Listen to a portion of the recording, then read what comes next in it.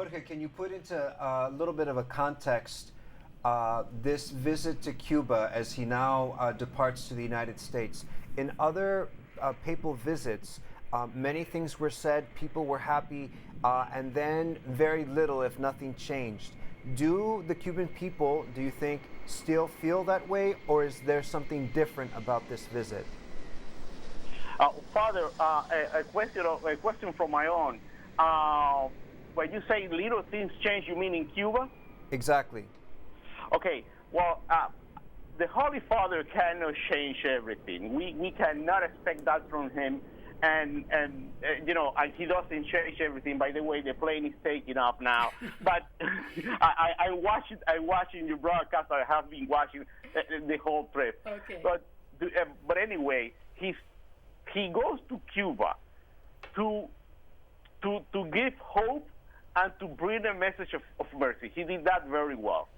Second, there were little but important things that changed after Saint John Paul II and Benedict visit to Havana. First of all, we got the Christmas back. Christmas was not a holiday and was almost forbidden in Cuba. Then Benedict went and we got another holiday, Good Friday. So those changes, it seems not as a big deal. They are, because they put the Catholic belief back in the official calendar of a country that has been always Catholic. Not very Catholic, by the way, because Cuba never was very, very Catholic, but Catholic nevertheless. So those changes were done. I was wondering, by the way, I wrote an article for our newspaper, Nuestra Voz, about the trip, and I was wondering about what were going to be the effects of this trip. And I'll quote myself to answer your question. Mm-hmm. There are two things that are very important for the Pope and for the Church in Cuba, and he made like a slight mention of it in his first speech. One is a bigger presence of the Cuban Church, of the Church in the civil society. For example, the Church in Cuba can have schools.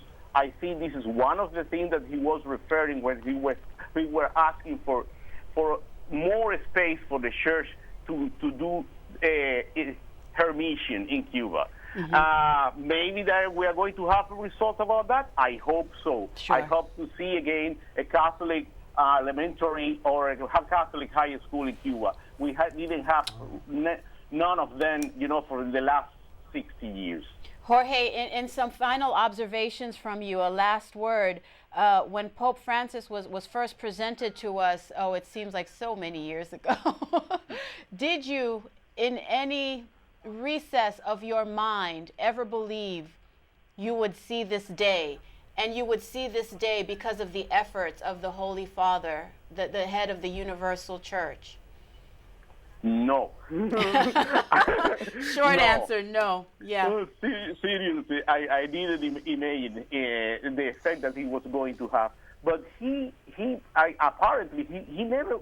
He had never gone to Cuba before. Mm-hmm. He just was in Cuba for 1 hour in one stopover. I couldn't believe that he cared so much about Cuba. Right. And by the way, Cubans from all stripes, I think, are very, very happy when he, in his first speech in Havana, mm-hmm. he was talking about, Cubans, we consider ourselves the center of the universe. I don't know if you know that.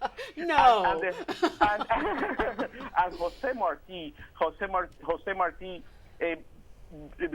strongly believed that Cuba was essential for the balance of the whole Americas. Mm-hmm. And the Holy Father was making the same point, okay. And I think that's part of his interest in helping Cuba and the United States to become close again. Mm-hmm. He was thinking that Cuba is the balance of the Americas, and we Cubans, we love that. And we love you for loving that. We embrace you so much. Jorge, thank you so much for talking with us. We're definitely going to be touching base with you again.